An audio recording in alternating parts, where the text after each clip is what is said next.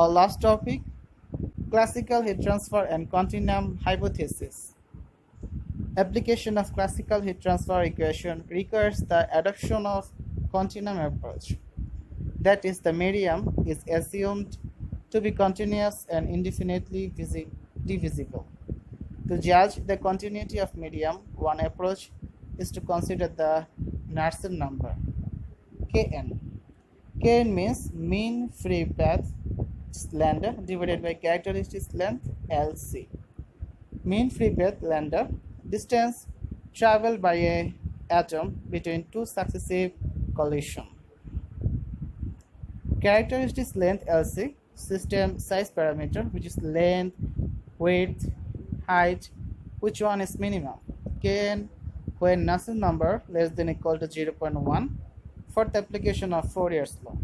There is the picture of classical heat transfer and continuum hypothesis. So that's all for today. Conduction and radiation heat transfer. Different coordinate systems. This is rectangular coordinates, this is cylindrical coordinates, and this is spherical coordinates. General heat conduction equation for isotropic and constant property medium. This is Cartesian coordinate system. Volume element, transient or unsteady, no heat generation, diffusion equation, steady no heat generation, Laplace equation, steady state, which is Poisson equation. T is equal to T of x, y, z, t.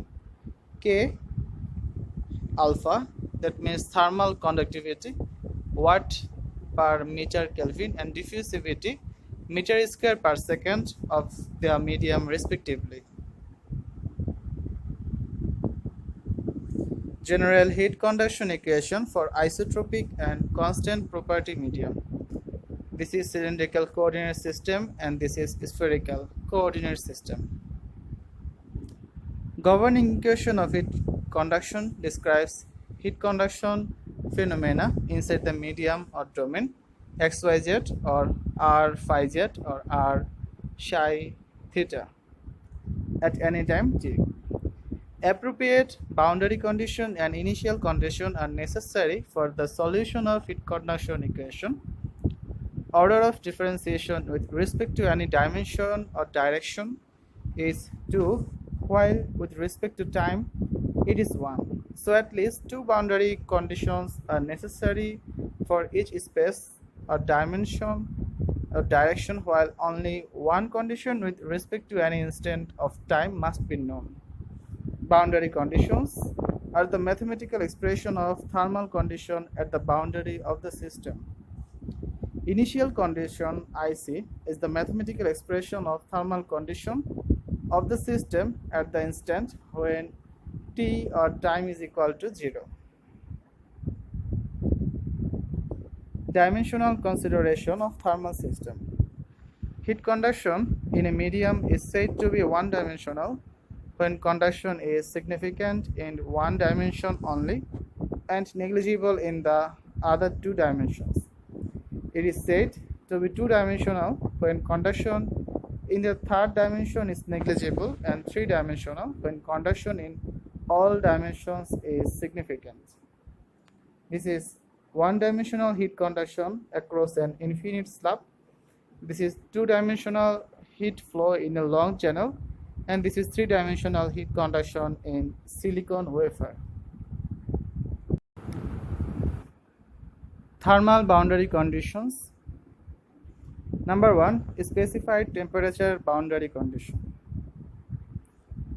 Number 2, specified heat flux boundary condition. Flux Q is equal to heat transfer rate per unit area, watt per meter square. And for this, Q naught is equal to minus K del T 0, t divided by del X, and QL is equal to minus K del T L, t divided by del X.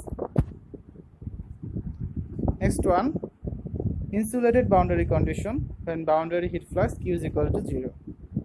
And the equation becomes del T 0, t divided by del x is equal to 0, and as according to this picture, T L comma T is equal to 60 degrees Celsius. Next one, symmetry boundary condition.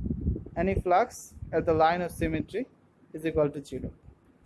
For this figure, this is 0 slope and this is temperature distribution symmetric about center plane, and this is the center plane, and equation is del T L by 2 comma T divided by del x is equal to 0.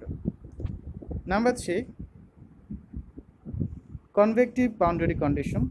For this picture, see here, this is convection and this is conduction, then conduction and then convection.